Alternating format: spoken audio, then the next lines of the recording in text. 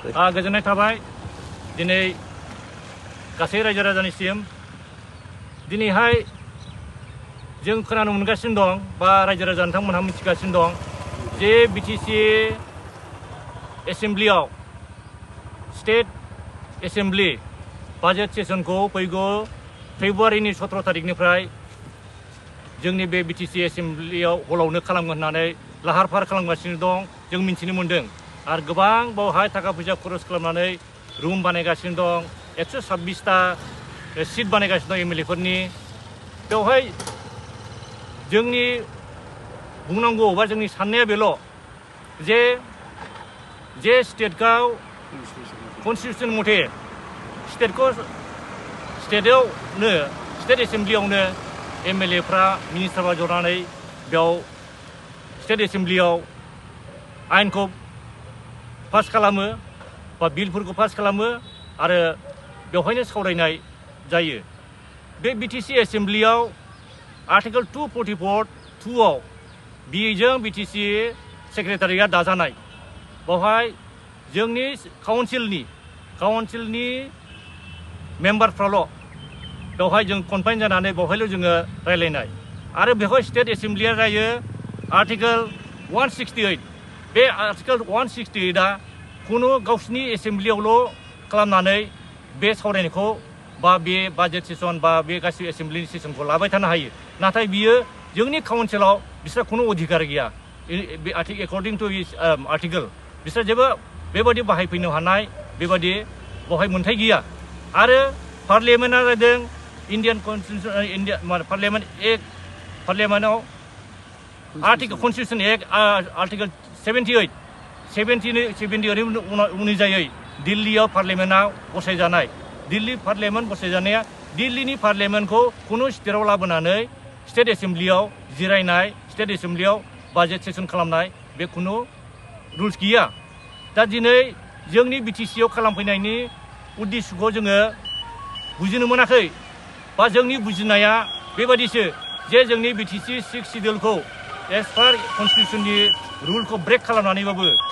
बिसोरो जोंनि बिटिसिआव खालामफैनायनि खारना बेनो आरो बेजों मोनसे बे जे हय बिटिसि एसेम्ब्लिखौ डेभेलप खालामनो मोजांसिन खालामनो बा रिनिउवेसन खालामदों होनोब्ला बेवहाय जोंहा जेबो बुंनांगौ गैया नाथाय 126टा सिटखौ पार्मानेन्टलि बानायनानै चिफ मिनिस्टारनि खथा बानायलायनाया बे माब्रै बे जाहैबाय मा जोंनि 6 सिडिउलखौ सिफायनानै बिसोरो पार्मानेन्टलि बावहाय जों जिरायफैनायनि बे इसाराखौ नुनो मोन्दों मानो होनबा दासिम गासिबो खामानिफोरखौ स्टेटनि अनुजायैसो खामानिखौ मावगासिनो थानायखौ जों नुनो मोन्दों आरो जुदि बेबायदि जायोब्ला जोंनि 6 सिडिउल बिटिसि एसेम्ब्लियानो थानाय नङा दा होननो हागौ बेवहाय जोङो मानसिफ्रा दुगा जानो हागौ जों एसेम्ब्लिखौनो बेवहाय खुंफैलायनो हाबाय जों स्टेट मोननायनि समान जाबाय जों स्टेटखौनो सालायनो हासै बे नङा रायजोफोर बियो सानसेल' खुंफैगोन आरो बेबो खोथा नङा बे सानसेल' खुंनाया बे टेस्ट खालामफैनाय बे आनजाद नायफैनाय बेवहाय जुदि रावबो जेबो बुङाब्ला रावबो जुदि अपोज गैयाब्ला बा अबजेक्सन गैयाब्ला बा जेबो उसुबिदा फिल खालामाखै होननानै बुङोब्ला बे स्टेटखौ बाहाय खालामफैगोन मानसिफ्रा कम्पेयार खालामदों नंगौ गुबुन गुबुन स्टेट बा गोदो दंमोन बे सामार केपिटेल उइन्टार केपिटेल बेखौ बुथलायनाय किन्तु जोंनि गुवाहाटीनिफ्राय क'क्राझारसिमाव बेसे गोजान 3 घन्टानि गेजेराव जों थांलाय फैलाय खालामबाय आरो बेहाय वेदारनि खुनु चेन्ज गैया बे एखे दा दस्रा एसेम्ब्लि बिसा खालामथों किन्तु जोंनि बिटिसि एसेम्ब्लियाव बिदि खालामनाय बिसा बेबायदि प्रभिजन गैया मानो होनबा 6 सिडिउलनि जोंनि बे खालामखानाय जायगायाव दाख्लैफोरनो बिसोर बहाबा खालामनो नागिरदों खालामथों किन्तु जोंनि बे बिटिसि 6 सिडिउलाव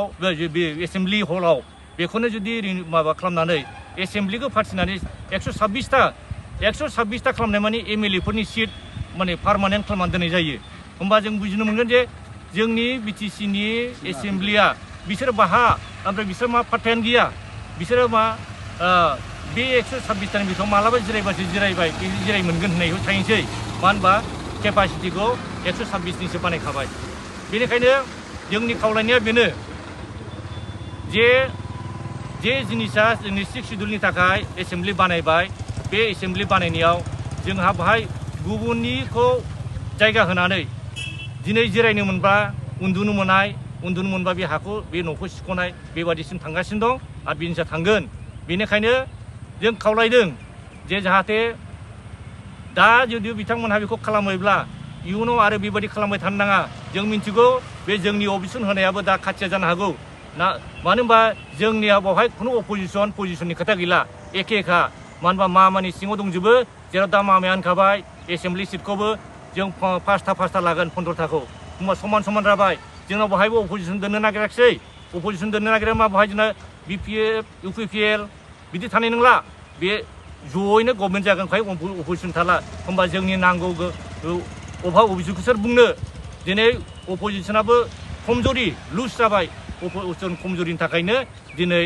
स्टेट गभर्नमेन्टजों एलायन्स थानाय गभर्नमेन्टआ जेबो मावनो हायाखिसै नुनानैबो अपोजिसननि खमजरिनि थाखाय बेफोर जिनिसा जागासिनो दं बेनिखायनो जोङो दा रुजुआ थेवबो जोङो गभर्नरनाव बेखौ होनाय जाबाय जोङो ट्राइबेल राइट्स प्रटेक्शन एसोसिएसननिफ्राय जोङो गभर्नरनो हरदों जे बेहाय स्टेट एसेम्बलि खालामनाया बे इलिगेल जाहाथे बेबायदि खालामनाया कनस्टिटिउसनेल नङा जाहाथे बे आनकनस्टिटिउसनेल खामानिफोरखौ जाहाथे जोंनि गेजेराव खालामफैया बा जोंनि गेजेराव कनफ्युज खालामा बेखौ जों खावलायदों बे आरो जों बे मेम'रेन्डामखौ गभर्नर बिथांनो हरदों मानो होनबा गुबुनफ्रा गासिबो बहायसो बिनि फेभारावसो दंबा बेखौ लुफैनायनि सापर्टआवसो दंब्ला ओंखायनो जोङो गुबुननो होनांगौनि जों दरखार मनि खालामाखै जोङो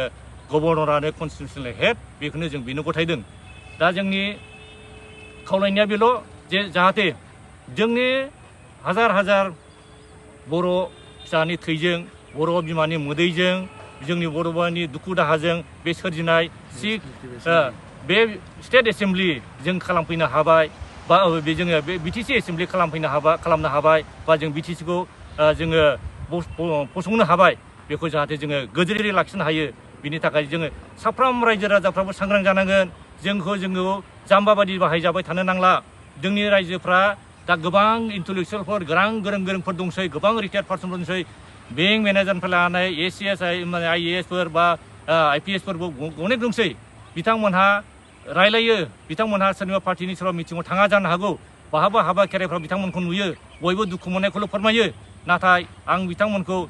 सिनियर सोद्रोमा बिथांमोनखौ आं खावलायो बिथांमोनहा ओंखारफैदो जोंनि बे अलखद समाव मोजां दैदेनगिरिफोर मोजां लिडारफोरखौ जों सायख'नो हानाय बायदि जों दा नुबाय जोंनाव अपोजिसन गैया माने जेबो गैला बिनिखायनो दा जोंनि दैदेनगिरि जोंनि लिडारफ्रा बुङो जोंनि सिनियरफ्रा बुङो जे रोङैफ्रासो दैदेनगिरि जाबाय होननानै रोङैफ्रा दैदेनगिरिया बोरै जानो मोन्दों जाय मानसिफ्रा गोरोंफोर नोंथांमोन दं जाय गोरों जोंनि सिनियरफोर दं बिथांमोनहा आग भाग लाफैयाखिसै जायनि थाखाय बे गोरोंफ्रा उफाय गैया लानांगौ जाबाय दा बिसोरनि भुल बे रोङै मानसिफोरनि लानायनि भुल ना जोंनि बे गोरों मानसिफ्रा बिसोरनो जायगा हगारनायनि थाखाय भुल बेखौ सिन्था खालामदो बेनिखायनो जायहा सेन्टिमेन्ट दं जायहा गोसो दं आरो जायहा माने बेबायदि रोंगौथि दं बिथांमोनहा गावनि रोंगौथिखौ रिटायार जाब्लाबो मानो रिटायार जानानै माने रिटायार माने गावखौनो माने रेजेक्ट खालामनानै लानो रिटायार माने रेजेक्ट नङा गुबुन हादराव रिटायार्ड मानसिफ्रासो मोजां खामानिखौ मावो मानो होनबा जाय जुनियर मानसिफ्रा मावोब्ला बिसोरनाव लब मोनसे थायो बिसोर आं ओरैबायदि थाखा खामायनो आं ओरैबायदि जानो बे इन्डिभिजुवेल साननाया बांसिन थायो नाथाय रिटायार्ड पार्सनफोरना बिदि नङा जे रिटायार आंहा गासिबो जाखाजोब्बाय आंनो नांला आं दा इयुननि थाखाय मावगोन नैबे जिनिसा थायो बेनिखायनो गासैबो जाय रिटायार जानायफोर जाय सिनियरफोर जोंनि बिदाफोर जोंनि बिबथैफोर दङ आरो जोंनि एसे बिदाफोर जानाय गासिबो बिथांमोनहा फैदो ओंखारदो बे जोंनि बर'नि अलखद समाव बयबो जानजि खाफ्रानायजों एसे मदद होफैलायदो बेखिनिखौ आं खावलायबाय आरो गासै रायजो राजानिफ्राय आंनि खुलुमनायखौ जासिहरनाय एसेयावनो फोजोबबाय।